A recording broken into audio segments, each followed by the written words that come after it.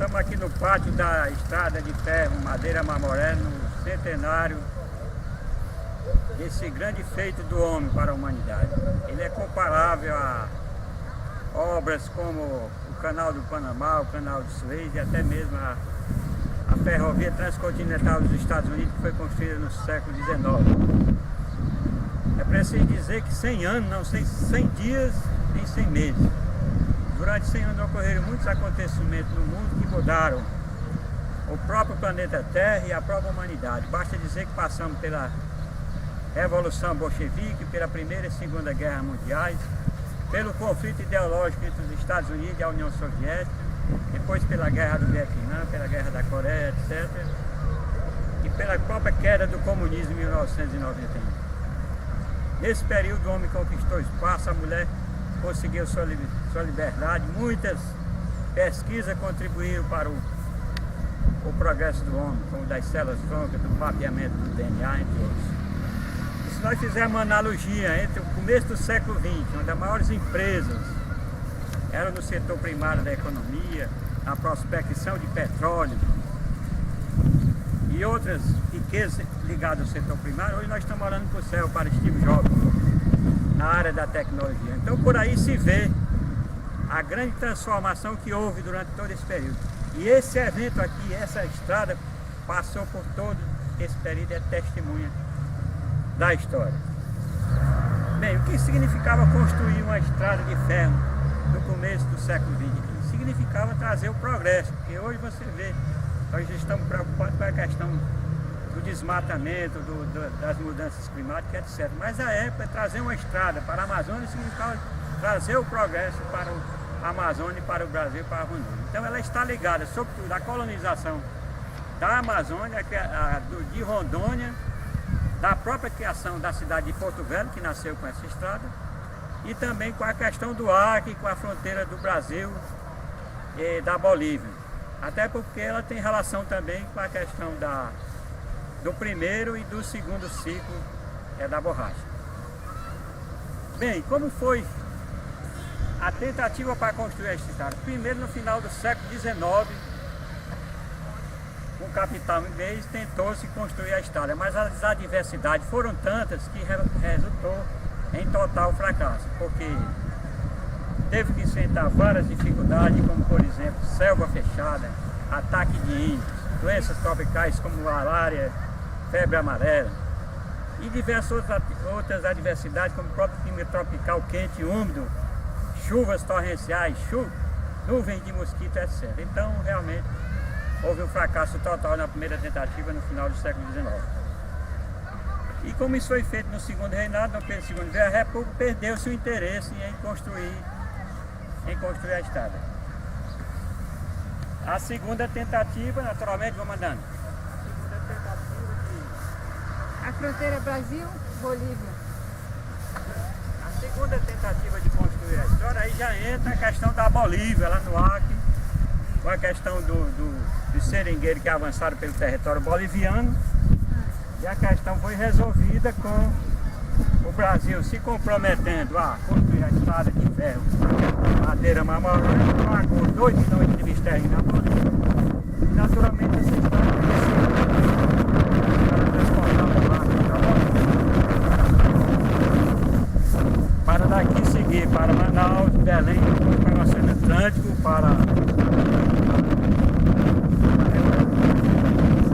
naturalmente para se fazer. Precisa lembrar também que a borracha da Bolívia e do Acre era uma das melhores borrachas na Amazônia.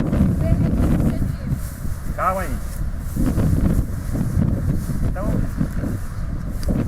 ela foi construída, inclusive, quando a borracha de cultivo representava cerca de 2% a relação entre a borracha de cultivo na Malásia, na Ásia, e a borracha extrativa, a borracha natural.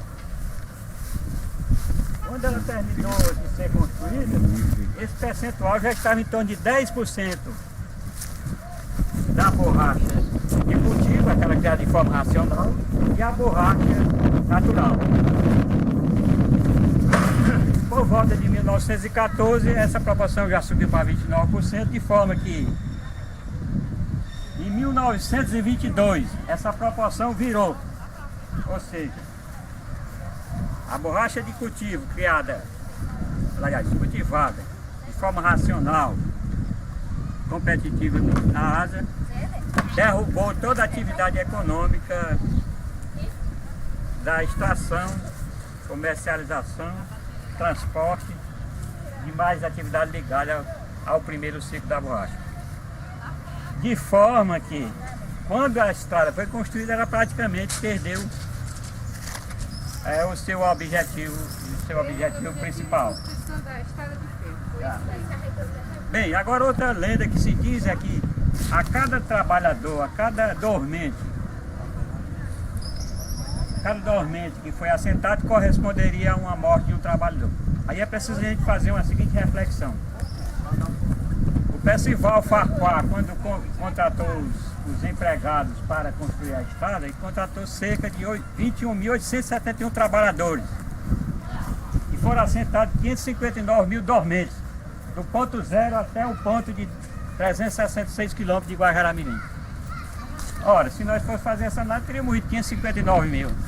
Não tem sentido essa estatística. Na medida que foram 21.871 trabalhadores. Todavia, morreram 1.522. Não é eu, homem. 1.522 trabalhadores, o que denota realmente que não foi nessa proporção, mas realmente 1.522 são muitas vidas e o preço de uma vida não se pode mensurar em termos monetários. Bem, agora vamos explicar como a estrada foi construída. Na verdade, existiam 3 tipos de trabalhadores: os administradores, norte-americanos, tá? Ingleses, e o resto do pessoal, a mão de obra, vieram de cerca de 25 países, destacando ingleses, norte-americanos, dinamarqueses, alemães, indianos, egípcios, chineses, barbadianos, etc. Naturalmente, a parte administrativa coube aos norte-americanos, que ficavam nessa parte, tá? Fazendo toda a logística da estrada. E a mão de obra realmente que foram abrir, assentar os trilhos e os dormentes, realmente foram os outros trabalhadores. Então foram esses realmente que se sujeitaram a contrair as doenças, malária, febre amarela, que naturalmente morreram em maior quantidade. E depois que cada trecho da estrada era concluída, naturalmente havia espaço para os seringueiros ocupar as áreas adjacentes à estrada. E aqui nós estamos, ó, vendo aqui a locomotiva número 18, que deve ter sido uma das últimas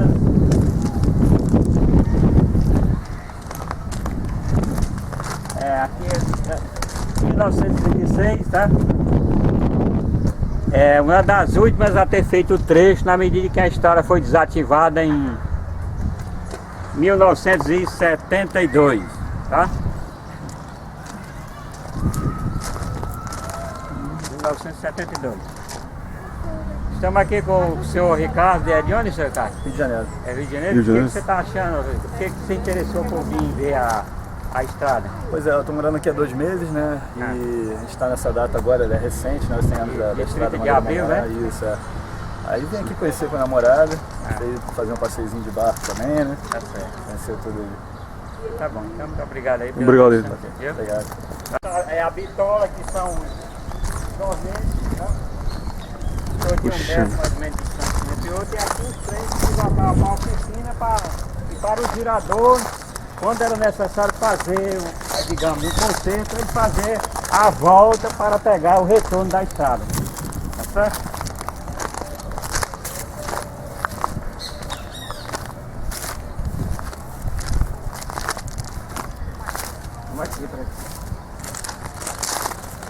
Aqui nós estamos na estação ferroviária, o prédio principal, onde naturalmente era feita toda a questão da administração da estrada, de comunicação e também de toda a demais parte burocrática de venda de passagem e etc. Certo?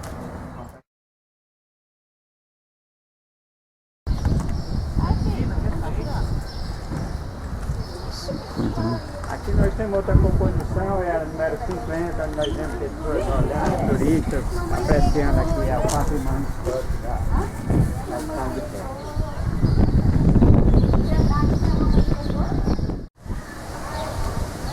Aqui nós estamos ao lado dos galpões, onde se armazenavam todas as mercadorias, borrachas que vinham transportadas da Bolívia e naturalmente eram armazenadas aqui nesses galpões. E depois seguiu com os barcos ou com os navios que desciam aqui pela hidrovia até Manaus, de Manaus para Belém, depois para os Estados Unidos e para a Europa. Do lado, aqui nós vemos o Rio Madeira, nós estamos ao lado direito do Rio Madeira. Lá na frente temos alguns barcos aqui, turistas olhando a paisagem. Lá na frente nós temos a hidrelétrica de Santo Antônio, faz parte do complexo do Rio Madeira e naturalmente tem a capacidade de 3.150 megawatts para fornecer energia para em torno de 11 milhões de famílias, cerca de 44 milhões de pessoas. Tá? Lá na frente tem a ponte que vai ligar Rondônia aqui o estado ao Humaitá, né? Aquela ponte e aqui temos o Rio Madeira, que tem essa caudalosa de café com leite, porque ele é um rio em formação ainda, ele não é um rio como por exemplo o Tocantins, que tem a água limpa, ele está em total informação, daí o nome Rio Madeira, porque ele vai carreando as margens e levando todo tipo de madeira que estão atrás, daí o nome. Bem, com a queda do ciclo da borracha e a perda do objetivo da construção da estrada de ferro Madeira Mamoré, ela passou, depois dessa primeira fase, a fazer o papel de transporte regional entre a capital, aqui Porto Velho, e Guajará-Mirim. Atualmente transportando algumas mercadorias, borracha e passageiros. E a partir de 1930, o governo brasileiro passou a administrar a estrada, na medida em que a crise de 1929 repercutiu na perda pelo governo americano, pelo FARPA da administração da estrada. E aí vem a Segunda Guerra Mundial, quando os japoneses invadem a Malásia, os seringais da Malásia, e naturalmente a necessidade dos aliados produzir mais borracha para suprir o arsenal de guerra. E naturalmente o governo norte-americano do presidente Bush entra em contato com o presidente Getúlio Vargas e se forma aquela aliança no sentido de que chamasse brasileiros, sobretudo nordestinos, cearenses como eu, cabeça chata, para vir trabalhar nos seringais da Amazônia e produzir borracha com esse propósito. Eles eram chamados soldados de borracha, na medida em que a Segunda Guerra Mundial nós tivemos pracinha lutando na Itália para derrotar o nazifascismo, e eles vieram com esse propósito também, inclusive com a proteção do Estado de Direito, de forma semelhante ou analógica aos direitos que os pracinhos teriam, como soldado do exército, naturalmente todo direito. Evidentemente que até hoje a gente vê esse soldado de borracha aqui lutando por esse direito. Mas uma coisa importante se salientar é que no primeiro ciclo da borracha nem sequer direito ao Estado nós tínhamos. Foi feito totalmente a revelia do Estado de Direito somente na mão dos barões da borracha, dos seringalistas. Quer dizer, no primeiro ciclo praticamente todo mundo morreu sem nenhuma proteção do Estado. Já no segundo ciclo nós temos os descendentes ainda lutando por esses direitos. E naturalmente depois da Segunda Guerra a estrada também voltou a perder a relevância que tinha, na medida em que quando os aliados venceram a guerra, recuperaram os seringais, e também a questão da borracha sintética ainda estava em fase inicial, de forma que com o tempo ela perdeu a relevância e naturalmente no governo militar ela foi desativada em 1972. Então permanece ela como objeto, como patrimônio cultural da Amazônia, de Rondônia, do Brasil e do mundo, porque aqui participaram a parte tecnológica feita por americanos, ingleses e por várias nações do mundo, de forma que ela é é um patrimônio não só nosso, mas de todo mundo. E existe já um movimento no sentido que ele ser reconhecido nesse sentido. Inclusive agora, dia 27 de abril, 3 dias de competição, houve uma solenidade aqui capitaneada pela vários órgãos aqui de Rondônia, como Polícia Militar, município, Estado e outras entidades, no sentido de elevar isso aqui à categoria de patrimônio histórico-cultural da humanidade. Né? Então a gente espera que isso seja feito e que realmente não se deixe nunca acabar esse patrimônio que é um orgulho de todos os brasileiros, de todos nós. E é também um orgulho muito grande estar pisando aqui nesse solo, nesse trilho, nesse momento onde muitos homens morreram, deram sua vida para construir esse monumento fabuloso e espetacular. Pena que ainda precisa ser dado mais relevância, mais valor a isso aqui. Na verdade, se vocês verificassem, o turismo é uma das maiores fontes de receita de vários países, como a França, a Espanha, e já que isso aqui for recuperado, se fizer uma recuperação dessa estrada, isso aqui será fonte de receita para o município, para o estado, e vai atrair bastante turista para essa região. De forma que a gente faz um apelo para que os órgãos do governo estadual, municipal, federal, as entidades interessadas, estudantes sempre estejam lutando para que isso aqui não seja nunca esquecido. Tá? E para terminar a minha fala aqui sobre a estrada de ferro Madeira Mamoré, eu gostaria apenas de falar sobre algumas fontes de consulta. Por exemplo, quando eu falei da questão do número de trabalhadores que morreram e foram contratados, eu consultei no livro do professor Samuel Benchimol, Amazônia, Formação Cultural e Social, onde você tem esses dados. E existe também um livro de dois jornalistas, pesquisadores americanos, Rose e Gary Nilman, Trilhos na Selva, onde conta todo o dia a dia dos trabalhadores, que tem também informações sobre o número de trabalhadores que foram contratados e que morreram durante a construção da estrada. E sobre o ciclo da borracha e o roubo das sementes, de 70 mil sementes, lá de Santarém, em 1876, que foi levado para o Jardim Britânico de Kew e depois para a Malásia e para o Ceilão, ao Sri Lanka. O livro é O Ladrão no Fim do Mundo, do Joe Jackson, da editora Objetivo, que fala sobre todo o percurso, todo o feito, digamos, do roubo das sementes de Santarém, que ele levou cerca de 70 mil sementes e conseguiu vingar em torno de 2 mil a 3 mil sementes, onde com isso, dentro de 40 anos, eles derrubaram o ciclo da borracha aqui na Amazônia.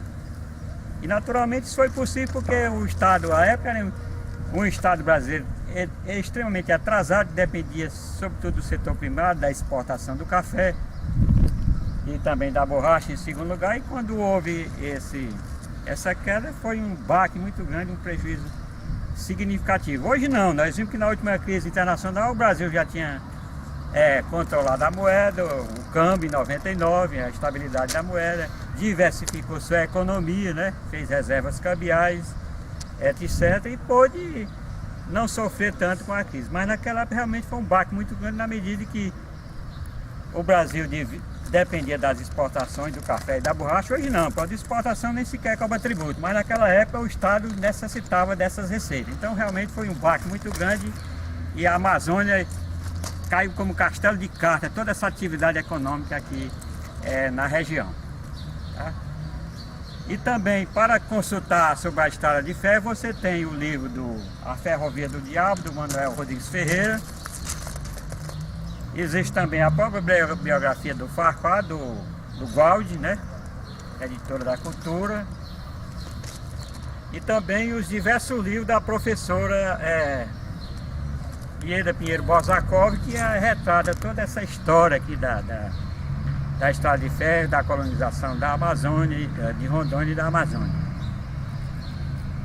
E também eu esqueci de falar de um livro, Servidão Humana na Selva, que fala do Carlos Corrêa Teixeira, que fala toda a questão do ciclo da borracha, que é outra fonte importante de consulta da editora Valer do Amazonas. Né? E também alguns vídeos, como por exemplo a Amazônia, da Rede Globo, né? Que nós tivemos aquele elenco espetacular, falando sobre o ciclo da borracha, e também o Médio Maria de 2005, baseado no romance do Márcio Souza do Amazonas, né? E também temos alguns programas locais, como o programa do professor Viriato Moura, que é Viva Porto Velho, né, através do historiador e jornalista Isgoraeb. Ele sempre fala das coisas boas, enaltece as coisas boas do estado de Rondônia. E também do professor Alex Paletó, que tem um programa Trilhando na História, que também enaltece as coisas boas aqui de Rondônia. E de vez em quando fala sobre a questão da história de ferro, Madeira Maué. Então, mais uma vez, encerrando, eu quero dizer que sinto muito orgulho de estar pisando aqui nesse domínio, nesses trilhos onde muitos trabalhadores do Brasil e do mundo deram sua vida para a construção desse monumento espetacular, que é a Estrada de Ferro Madeira Maué, que completou agora 100 anos, no dia 30 de abril de 1902. Muito obrigado.